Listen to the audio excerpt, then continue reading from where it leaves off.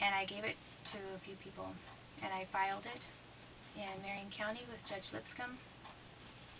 Judge Lipscomb, I believe, was not a very good judge. I think that he has committed crimes.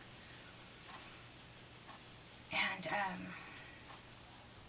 I know that he was hiding documents that should have been available to the public if they wanted to look through my file. He was keeping things separate. He was doing a lot of things that were illegal, and he was the first judge that,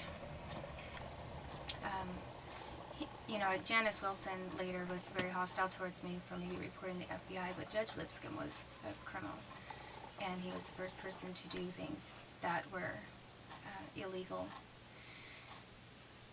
And so I had filed that, and I tried to get it sent over to the Archdiocese Federal Bankruptcy Court, and they had they were supposed to do that. It was their obligation was to make sure all the documents were sent over to the federal court and put in the public record. Well, they did that with everybody, and they did it with most of my case, but they had conveniently left out that large packet of information that I had, and it was a very crucial,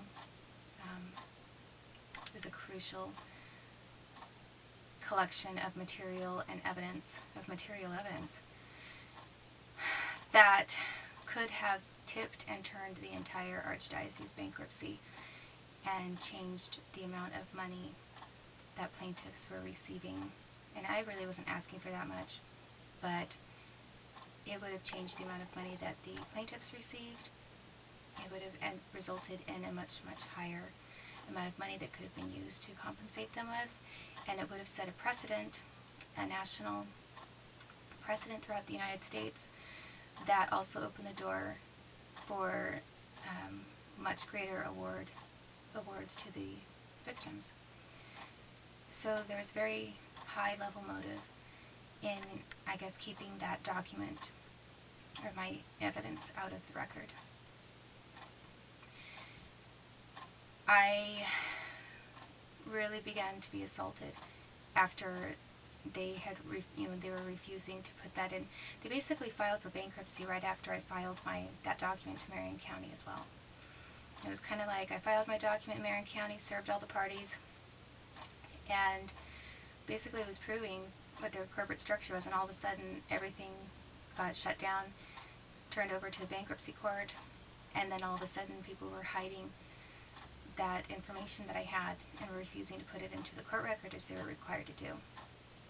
There were people in the federal bankruptcy court that were partially responsible for not doing that and getting that done, and there were also people in Marion County Courthouse because they were the ones who had to designate and give the information to the Archdiocese, or to the bankruptcy court.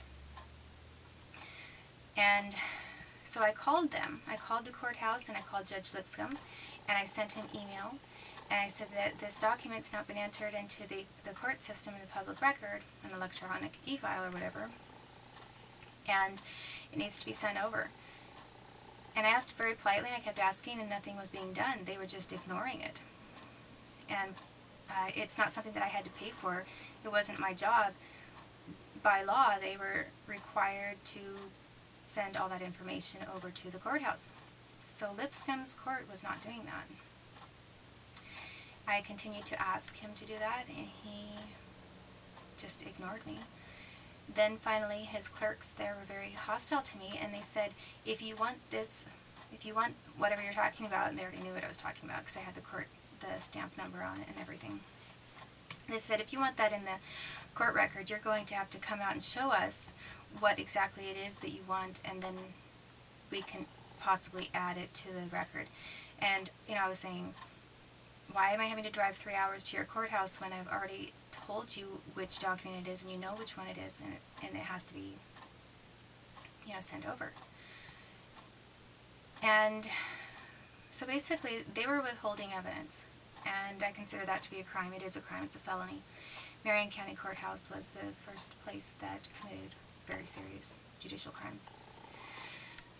And their clerks also, because it's against the law to keep and withhold evidence by a clerk, as well as a judge, from a court record. And so it was very interesting because I finally let them know, okay, I'm going to come over there, I'll be on my way. And I told them about what time I'd be going over.